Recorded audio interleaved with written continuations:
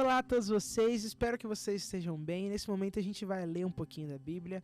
Em Mateus capítulo 5, diz assim: Vendo Jesus as multidões, subiu ao monte e, como se assentasse, aproximaram-se os seus discípulos, e ele passou a ensiná-los. E aí começa então a falar sobre as bem-aventuranças e tudo mais.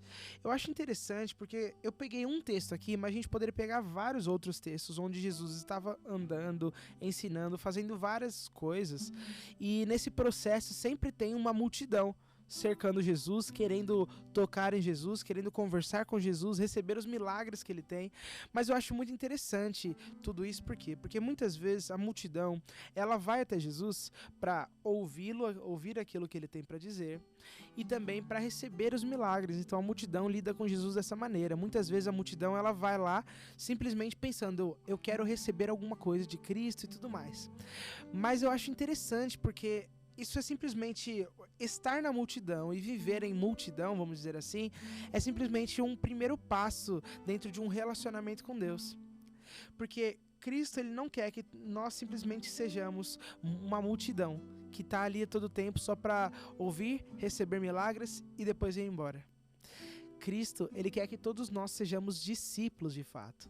E o discípulo, ele tem uma vida totalmente diferente da multidão, porque o discípulo é aquele que está todo tempo junto com Cristo. É aquele que entende que dentro da sua vida, ele tem que, em vários momentos, renegar o próprio eu, ele tem que a todo tempo estar entendendo que ele tem que também carregar a sua cruz. Ele é alguém que entende que tem um papel dentro do reino de Deus, ele é alguém que entende também que tem que ter uma vida cada vez mais ligada com Cristo Jesus.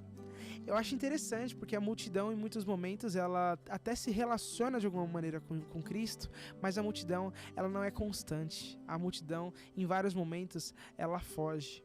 Agora, aquele que é discípulo, não. Aquele que é discípulo, ele entende que a todo tempo quem vai reger a vida dele é Cristo Jesus.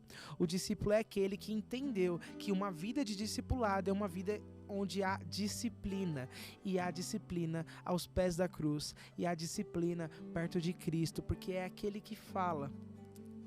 E aí então os discípulos escutam. Ou seja, Cristo a todo tempo fala o que nós devemos fazer, e assim nós fazemos, assim nós vivemos.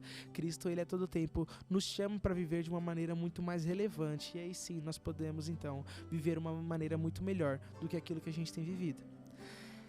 Essa é a caminhada do discípulo, é uma caminhada que muitas vezes é dolorosa, é uma caminhada que muitas vezes não é leve, é uma caminhada que de fato tem sim os seus pesos, mas ao mesmo tempo a gente encontra um Cristo que fala assim, olha aqui, eu sei que às vezes o fardo tá pesado, eu sei que muitas vezes as pessoas colocam várias coisas em cima da gente, mas você pode descansar em mim, porque eu sou o seu descanso, você pode descansar em mim, porque eu consigo carregar aquilo que você não consegue. Esse é o chamado que Cristo tem para todos nós, não é o chamado de ser simplesmente uma multidão, mas é chamado de ser discípulo, de ser filho amado e entender que nós temos sim um papel, que nós exercemos sim os nossos dons para cada vez mais engrandecer todo esse corpo que é o reino de Deus, que é sim a família de Deus, de alguma maneira. Então que você possa viver essa vida que não é simplesmente de multidão, mas é uma vida de discipulado.